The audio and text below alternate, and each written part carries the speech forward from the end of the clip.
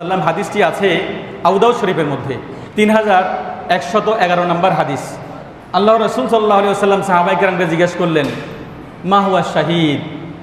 তখন সাহাবায়ে কেরাম উত্তরে বললেন, মান কতালা ফি সাবিলিল্লাহি ফাহুয়া শাহীদুন। আল্লাহর রাস্তায় আল্লাহর দ্বীন প্রতিষ্ঠা করার জন্য যে ব্যক্তি শহীদ হয় তাকেই প্রকৃত শহীদ বলা হয়। রাসূলুল্লাহ সাল্লাল্লাহু আলাইহি ওয়াসাল্লাম বললেন, এই ছাড়াও আরও 7 ধরনের ব্যক্তিকে প্রকৃত শহীদ হিসাবে আল্লাহ রাব্বুল আলামিন পরিগণিত করেন। আশ-শাহাদাতু সাবউন সিওয়াল কতলি ফি সাবিলিল্লাহি আযজা ওয়া জাল্লা। 7 ধরনের ব্যক্তি যারা আল্লাহর রাস্তায় সরাসরি জিহাদ না করার পরেও শহীদ হিসাবে পরিগণিত হয়। সাহাবায়ে কেরাম বললেন, মানহুম ইয়া রাসূলুল্লাহ, ইয়া রাসূলুল্লাহ, ওই সমস্ত সৌভাগ্যবান ব্যক্তিরা কারা?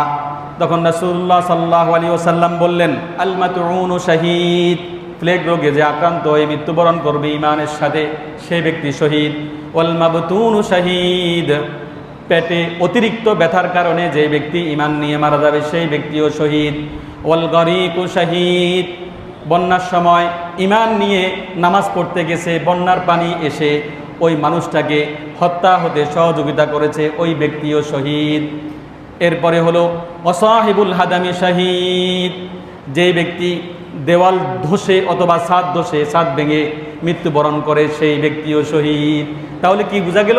বিমান ধসে যে তারা মারা গেল, এরা কি শহীদ না শহীদ না? ওয়াসাহিবুল হারাকি শাহীদ, কেউ যদি অগ্নিদগ্ধে মারা যায় সেই ব্যক্তিও শহীদ। ওয়াল মারআতু তামুতু বিজামিন শাহীদাতুন, এটা আমার কাছে বেশি মারাত্মক মনে হয়েছে। কোনো মা যখন সন্তান জন্ম দিতে যায় তখন যদি মৃত্যুবরণ করে, ওই মহিলাও শহীদ। হৃদয়ে আঘাত করা এই জিনিসটা, যে একটা মা, আগে বলছিলাম এটাও মেডিকেল সায়েন্সের থিওরি, যে একটা মানুষ সর্বোচ্চ ব্যথা অনুভব করতে পারে 44%। আর যখন মা সন্তান জন্ম দেয় তখন তাকে 55% যন্ত্রণা অনুভব করে তারপরে সন্তান প্রসব করতে হয়। আর ওই মায়ের সাথে আমরা যারা বেয়াদবি করি তাদেরকে বলা হচ্ছে ইন্না মিন আকবারিল কাবায়ের আশ-শিরক। এরপরে বলা হচ্ছে আল কাতলুন নাফস ওয়া হুকুকুল ওয়ালিদাইন, এই মায়ের সাথে যারা বেয়াদবি করবে তারা সবচেয়ে বড় কবিরা গুনাহ করার কারণে কিয়ামতের ময়দানে তারাও জাহান্নামী হয়ে যাবে।